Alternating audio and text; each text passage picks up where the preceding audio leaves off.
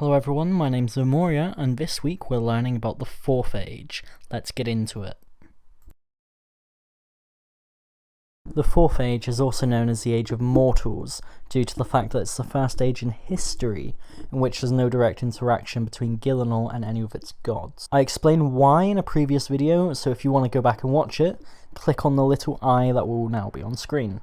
The mortal races use this time to expand and flourish in a godless world that now belongs to them. The gnomes return to the surface after being in hiding during the God Wars. Settlements such as Avarrocka, later to be renamed Varric, and Lumbridge are founded by the humans, and also the denizens of the Feldip Hills get into a civil war, because, I mean, of course they do. Bloody Bandosians, man, what are you going to do with them? They're always waging wars, that's what they're about. A Majorat known as Zemouregal visits a human known as Arav in a dream and explains his plan to invade and rule Avarrocka. Upon informing his elders of this, Arav is banished and sent on a quest to locate a magical shield. He finds it in the possession of some Incando dwarves who refuse to hand it over because they're not normally into giving powerful artifacts to randos. 2 years later, Zemouregal attacks Avarrocka, and at this point the dwarves do finally decide to help out. While ultimately repelled, Zemouregal grievously wounds Arav and kidnaps his body with the intention of reanimating it into a zombie general. Spoiler alert, he does.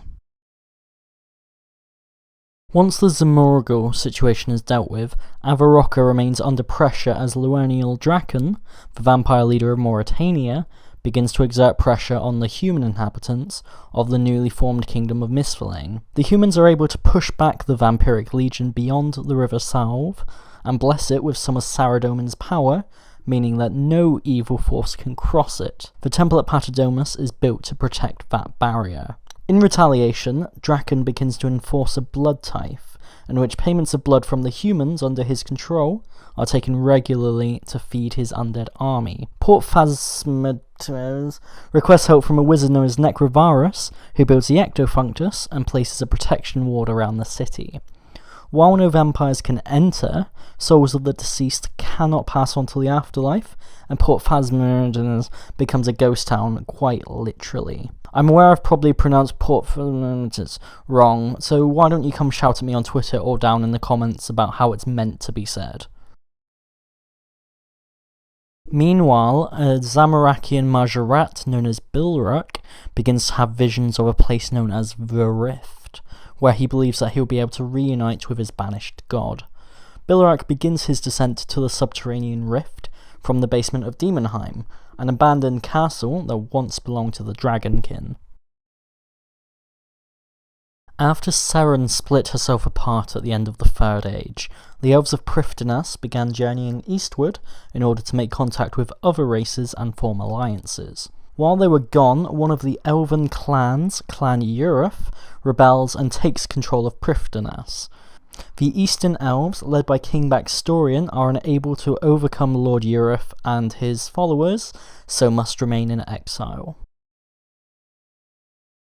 Runes were gifted to the conscious races by Guthics during the First Age, and the secret to their creation remained a secret. That is until the rune essence stones were discovered. Humans found that by imbuing chunks of rock mined from some magical stones in altars around the world, they could create the runes needed to perform magic.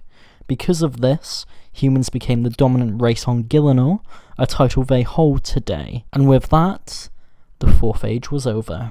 My name's been Vamoria, thank you very much for watching. Don't forget to like, share and subscribe. Next time we're going to be learning about the 5th Age. It's going to be a really good episode, I can promise you that.